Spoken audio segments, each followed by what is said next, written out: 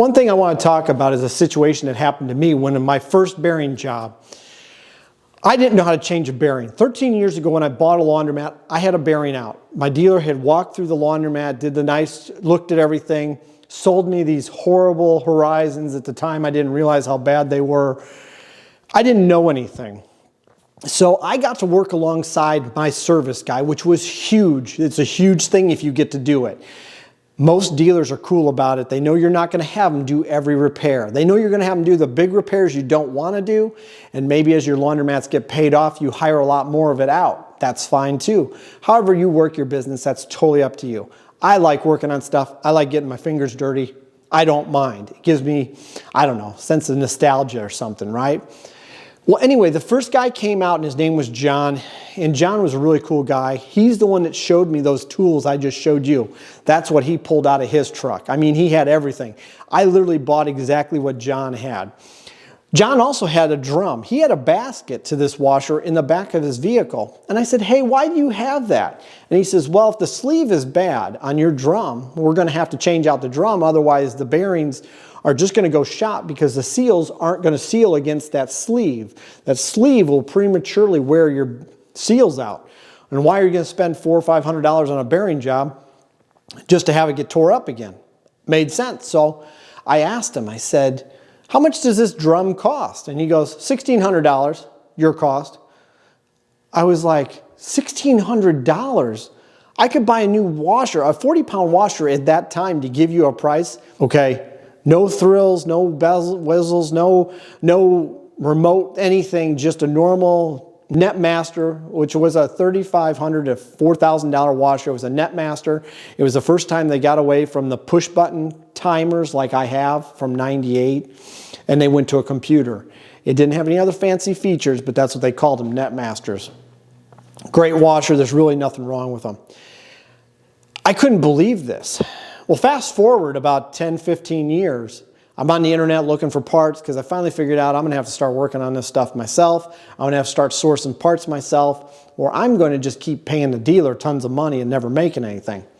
I find these sleeves on the internet. So I call one of the parts guys and I say on the internet, on the eBay, and guy I bought from before, I said, what are these sleeves? He goes, oh, you know your drums when you take them out? You don't have to replace the whole drum. The sleeve comes off. It's actually heated on. So you heat it up, it slides off, heat the other one up in the oven. That's what they told me, put it in an oven. I use a torch or I use the MAP gas and it slides right on and you're done. You don't need to buy the whole drum.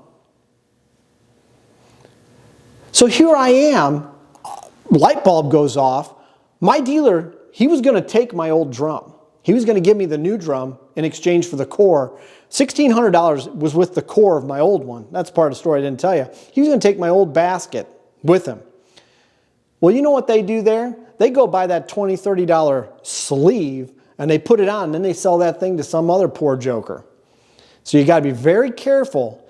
Dealers are good at this. They will literally take machines from a laundromat like mine, especially top loaders. At this laundromat, early on, I got rid of top loaders. They took my old top loaders. They do the bare minimum and then they sell them to somebody else. So be very careful of giving your dealer your old parts, giving your dealer your old machines. They are going to make money on it. I don't know how they're going to make money, but they're smart. They're either going to part it out or they're going to sell it as a package. They're going to do something. I've seen them do it enough times that I don't even fall for it anymore. I keep my old machines, I part them out, sell them on eBay, or sell the whole machine to somebody. Save yourself some time. They may say they're worth nothing and we'll take them off your hands and we'll go get scrap and the guys can have some beer money. That's what they love to say to you. That's BS. They take them back to their dealership and they work on them. I'm sorry. I've seen them in other laundromats. I make little marks on my machines that I know they don't take off, that when I go into a laundromat, I can tell that was one of my top loaders. And I've seen it. So be careful of that. You got to be careful in your areas too, because your dealers also own laundromats if you didn't know. Now, I explained this to my friend Hot Dogging with Dan when I met him the other day and we went around his laundromat. I said, you do realize a lot of dealers own laundromats. He was shocked. He was like, isn't that a conflict of interest? Well, kind of, but think about it. A lot of your dealers own dry cleaning. A lot of your dealers are huge. I mean, they've been around longer than, they've probably been second generation, third generation. I mean, mine's on its third generation now. They own laundromats, so why don't they get the dealership so they can repair stuff and they can sell their own parts? They save money. Now, every time a laundromat opens up in their area, they make money. They make money off the repairs, they make money off the parts, they make money off selling you equipment. It makes sense. They don't have to worry about the competition. Be careful in your area that your dealer does not own a laundromat in your area, because now you're just feeding your competition money. When I called my dealer out one day, when I finally figured this out, because the repair guys wouldn't tell me that, but then one day I wised up. I mean, it takes a couple of years to kind of figure out how this works. Since I didn't have YouTube and I didn't have you guys to tell me how it works, or, you know, maybe you don't even know. I've had people say they don't know how this works, but that's what they do. So what happens is you're struggling to make money and you're feeding your competition, and then they're putting brand new equipment in because you just paid for it. You got to be careful. That's why sometimes I like to go outside my area and buy equipment, because I know I'm not paying my competition money. And now I called my dealer out on this, and he got a little offended. I mean, he really did. He goes, well, we're separated. We're two different entities. BS. One pays the other. I don't care if they pay him rent. I don't care if they pay him a dividend. They pay the head guy. The head owner of the dealership I have, him and his brother get paid when I pay them. They get something out of it. That means they're my competition, because they own the laundromat down the street. They own the other one down that street. And at any time, they could build a laundromat in your neighborhood. Remember that.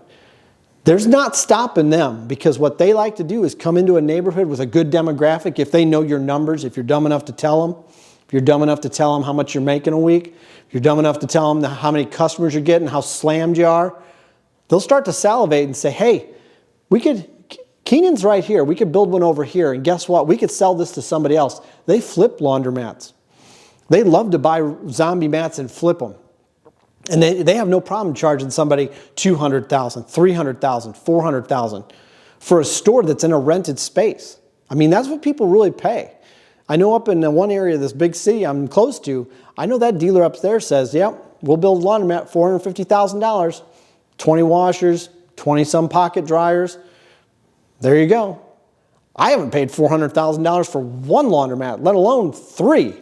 So you got to be careful. They will pilgrim you. And they don't care. You're a big kid, and you need to know what you're getting yourself into. So I just want to pass those stories along. Hopefully that helps you.